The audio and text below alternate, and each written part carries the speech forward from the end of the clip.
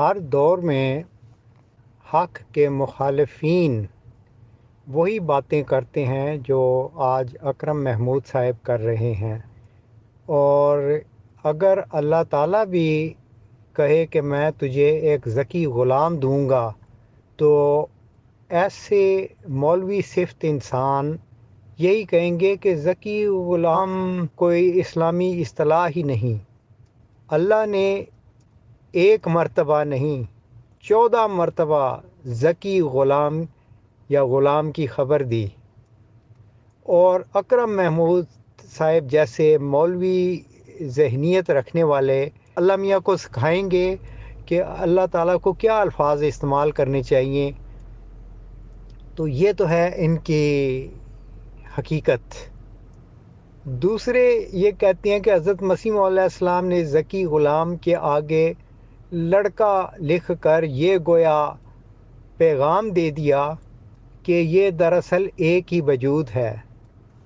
اکرم محمود صاحب اگر تھوڑا سا بھی اور مطالعہ کر لیتے اور اپنی مخالفانہ روش سے تھوڑا سا وقت نکال کر یہ پڑھ لیتے تو حضرت مسیح علیہ السلام خود تحریر فرماتے ہیں کہ میرا یہ خیال تھا کہ یہ ایک وجود ہے، لیکن اللہ تعالیٰ کے الہامات نے مجھ پر یہ کھول دیا کہ یہ دو لڑکوں کی نسبت پیش گوئی ہے، ایک وجیح اور پاک لڑکا اور ایک ذکی غلام۔ لیکن مولویانہ ذہنیت مولویانہ ہی ہوتی ہے، تو اتنا ہی جواب ان کے لیے کافی ہے سوچنے کو اگر اہل کوئی ہے، مگر کوئی ہے۔ ذکی غلام کوئی منصب نہیں ہے۔ مفسدانہ ذہنیت رکھنے والے علمی جواب دینے سے قاصر ہیں۔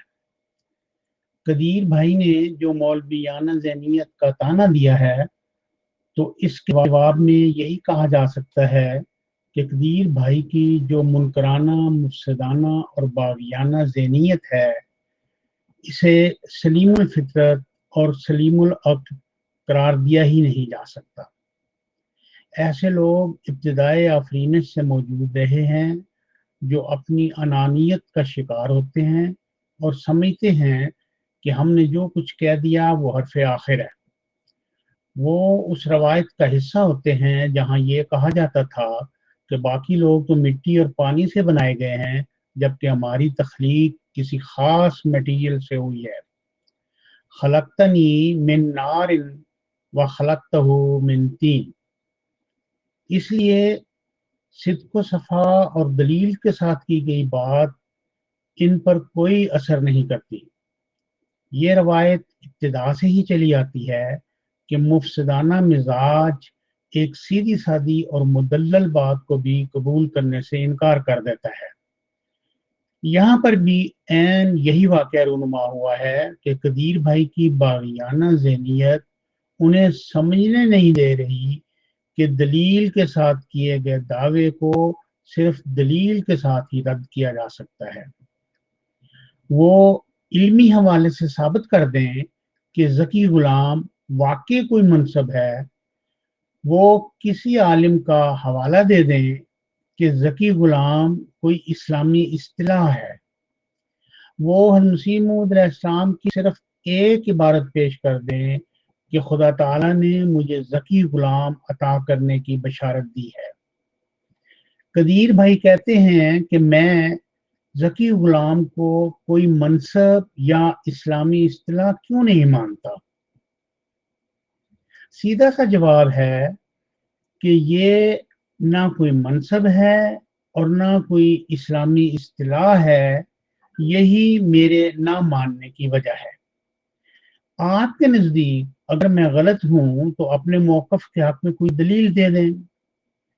میں تو یہ کہتا ہوں کہ ذکی غلام کا جو مطلب خدا تعالیٰ بیان کر رہا ہے اسے شریف لوگوں کی طرح بلا چون و چرا تسلیم کر لو اور کوئی ہیرا پھیری نہ کرو، نہ خدا کے ساتھ اور نہ حضرت مسیح علیہ السلام کے ساتھ، کیونکہ ان دونوں نے اس کے معنی پاک بیٹا کے کیے ہیں، اور تم ان دونوں کا راستہ چھوڑ کر अवहाम पैदा करने वाले माने कर रहे हो, जो दिल में खौफ खुदा रखने वालों का तरीक नहीं होता। सीधी सीधी और साफ साफ बात करना मोमिनीन का शेवा है, और बात में एच पेच डालना और इसे पेचीदा बनाने की कोशिश करना शयातीन का वतीरा है। ये हकीकत सादा लफ्जों में वाज़े कर दी गई है कि ज़की के माने पाक के हैं और गुलाम का मतलब बेटा है। सवाल ये है कि जंबा साहिब गुलामन ज़किया का तर्जमा पाक बेटा क्यों नहीं करते? सीधे लफ्जों में ये क्यों नहीं कहते कि हज़रत मसीह मऊद अलैहिस्सलाम को एक पाकीज़ा बेटा मिलने की बशारत दी गई थी? वजह साफ जाहिर है कि अगर पाक बेटा कहें तो जहन फौरी तौर पर हज़रत मसीह मऊद अलैहिस्सलाम की औलाद की तरफ मुंतकिल हो जाता है, जबकि ज़की गुलाम कहने से अवामुन्नास को किसी मखमसे या गोरख धंधे में फंसाया जा सकता है कि ज़की गुलाम न जाने किस गीदड़ सिंगी का नाम है। जंबा साहिब की नीयत का अहवाल उनके इस अमल से वाज़े है। हज़रत मसीह मऊद अलैहिस्सलाम ने फरमाया कि इब्तिदा में ये पेशगोई एक वजूद के बारे में समझी गई और बाद में वाज़े हो गया कि ये पेशगोई एक वजूद पर नहीं बल्कि दो वजूदों पर मुश्तमिल थी। कदीर भाई हजरत अक्तस की दीगर बेशुमार तहरीरों की तरह इस तहरीर का भी ऐसा मतलब बयान करते हैं कि जो मसीह मऊद अलैहिस्सलाम के वहमो गुमान में भी नहीं था। कदीर भाई कहते हैं कि दो वजूदों से मुराद एक जिस्मानी बेटा है और दूसरा ज़की गुलाम है जिसे मसीह मऊद अलैहिस्सलाम की जमात में पैदा होना था। ला यमस्सुहु इल्लल मुतहहरून के मुताबिक कुरान पाक के असरार रमूज और हक़ मुआरफ सिर्फ पाक ज़नों पर ही आश्कार होते हैं और मुफसिदाना, मुनकराना और बागियाना जहनीत को पाक जहनीत हरगिज नहीं कहा जा सकता। हम मसीह मऊद अलैहिस्सलाम के इस इरशाद का मफहूम भी निहायत वाज़ेह है। 20 फरवरी 1886 की पेशगोई को बशीर अव्वल पर चस्पां किया गया। बशीर अव्वल के वफात पा जाने पर यह हकीकत खुली कि ये पेशगोई एक बेटे के बारे में नहीं बल्कि दो बेटों के बारे में थी। एक वो जिसने जल्द फौत हो जाना था और दूसरा वो जिसने लंबी उम्र पानी थी और मुस्लिम मऊद होना था। मजीद वजाहत करते हुए मसीह मऊद अलैहिस्सलाम ने फरमाया कि बशीर अव्वल के हवाले से पेशगोई में मेहमान का लफ्ज इस्तेमाल हुआ है और मेहमान वही होता है जो आए और चला जाए। इस सादा और आसानी से समझ में आने वाली वजाहत पर जब कोई मुफसदाना और बागियाना जहनीत गौर करे तो वो इसे अपनी फितरत के मुताबिक पुरपेच बना देती है कि दो बेटों में से एक तो जिस्मानी बेटा है जिसने आना था और जल्द ही फौत हो जाना था, लेकिन दूसरा बेटा जिस्मानी नहीं बल्कि रूहानी है जिसने मसीह मऊद अलैहिस्सलाम में से होना था। हकीकत में ये दोनों बेटे जिस्मानी हैं, इसलिए कि गुलाम की बशारत के नतीजे में मिलने वाला बेटा होता ही जिस्मानी है। ये दो बेटे बशीर अव्वल और बशीर सानी हैं।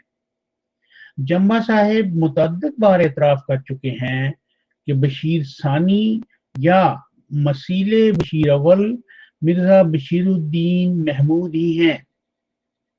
इसके बाद कौन सा अबहाम बाकी रह जाता है कि दो वजूदों से मुराद हज़रत मसीह मऊद अलैहिस्सलाम का एक बेटा बशीर अव्वल है और दूसरा बेटा बशीर सानी या मिर्जा बशीरुद्दीन महमूद साहिब है। अगर किसी शख्स की मुफसदाना और बागियाना जहनीत इस गैर मुबहम वजाहत को मानने पर तैयार नहीं होती बल्कि उसे मजबूर करती है कि वो सराते मुस्तकीम से हटकर गुमराही के रास्ते पर चहलकदमी करे, तो ऐसा करने से इसे कोई भी रोक नहीं सकता। कदीर भाई को चाहिए था کہ مجھے مولویانہ ذہنیت کا تانا دینے سے پہلے 1000 بار اپنی منکرانہ، مفسدانہ اور باغیانہ ذہنیت کا جائزہ لے لیتے اور خلافت سے منحرف ہو کر خارجیوں کے ٹولے سے جا ملنے کے عمل پر غور کر لیتے اور اس حقیقت کو بھی ذہن میں رکھتے کہ ان کے پیر و مرشد عبدالغفار جمبا صاحب کو ان کی مفسدانہ کارروائیوں کے باعث ہی اخراج از نظام جماعت کی سزا سنائی گئی تھی۔ قدیر بھائی اگر قدرت کے اشارے سمجھنے والوں میں سے ہوتے تو ان کے لیے ایک ناقابل اصلاح خارجی ٹولے پر منطبق ہوتی یہ آیت ہی کافی تھی کہ وَإِذَا قِيلَ لَهُمْ لَا تُفْسِدُوا فِي الْأَرْضِ قَالُوا إِنَّمَا نَحْنُ مُصْلِحُونَ أَلَا إِنَّهُمْ هُمُ الْمُفْسِدُونَ وَلَٰكِن لَا يَشْعُرُونَ، کہ جب ان سے کہا جاتا ہے کہ زمین میں فساد نہ پھیلاؤ تو وہ کہتے ہیں کہ ہم تو اصلاح پسند ہیں، خبردار یہی فسادی ہیں لیکن بے شعور ہیں۔ اسی لیے خاکسار نے کہا تھا کہ کوئی جنبی باشعور نہیں ہو سکتا اور کوئی باشعور جنبی نہیں ہو سکتا۔